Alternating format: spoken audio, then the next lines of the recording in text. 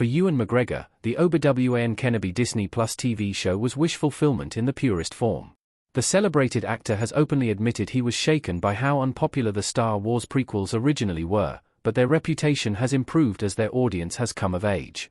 Obi Wan Kenobi was a welcome chance to reunite with Hayden Christensen in this new era. The return of McGregor and Christensen was as close to a cinematic event as Disney Plus will ever get. According to Nielsen, viewers watched over 1 billion minutes of Obi Wan Kenobi over its opening weekend, a stunning achievement that shows just how popular the prequels have become. Looking back, though, even McGregor seems to feel a little underwhelmed. Speaking at Fan Expo Chicago 2025, he recently noted that his show seemed overshadowed by the success of The Mandalorian. What should have been an unforgettable event landed to surprisingly little impact. That's probably, partly, why he keeps hoping for Obi Wan Kenobi Season 2. As McGregor noted, this should have been Star Wars' big splash on the small screen. But how did it wind up simply part of a massive Disney Plus slate, and could it yet be redeemed? Obi Wan Kenobi was originally pitched as a trilogy. The story of Obi Wan Kenobi goes all the way back to 2017, when filmmaker Stephen Daldry entered talks to direct an Obi Wan Kenobi. Years later, McGregor admitted his public hopes had caught attention at Disney. He'd been invited to a meeting, where he declared he really would love to return to Star Wars, and Daldry's project was the result. Writer Stuart Beattie had a better idea, an entire Obi Wan Kenobi trilogy. Beattie argued that Obi Wan would have been burdened with guilt, cutting himself off from the Force after Anakin Skywalker's betrayal. The overarching narrative would have seen Obi Wan come to trust himself and the Force once again, believing Luke to be the galaxy's new hope.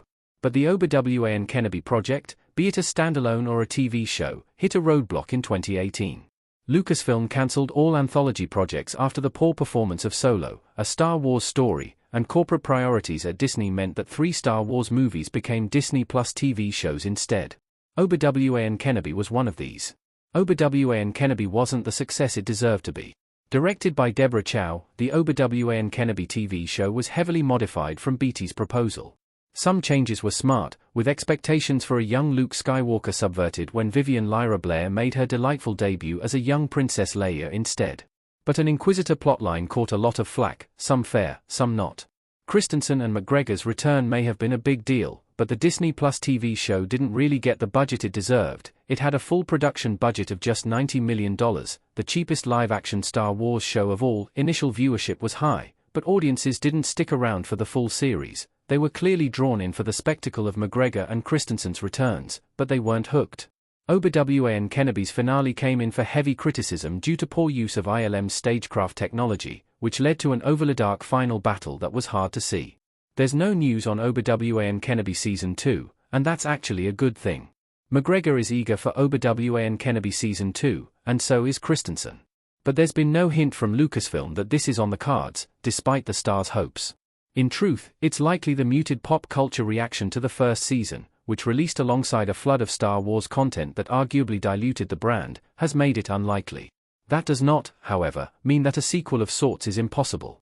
Corporate priorities at Disney have switched once again, with the focus now lying on the big screen once more. Lucasfilm is under orders to ramp up production of movies, and we're even seeing TV shows like The Mandalorian revamped for theaters. It feels as though Lucasfilm wasted the potential of Obi Wan Kenobi. Of all the Disney Plus TV shows, it was Obi Wan that deserved a stellar budget. The scripts could have done with another pass, and McGregor himself has openly hinted he's unhappy with the dependence on CGI rather than location filming. The pivot back to the big screen creates new opportunities. Season 2 wouldn't make as many waves as it should, but an Obi Wan Kenobi movie would be a smart call. A strong marketing push would turn it into a true cinematic event. The story would need to be carefully written to avoid damaging continuity, but a skilled writer could pull it off.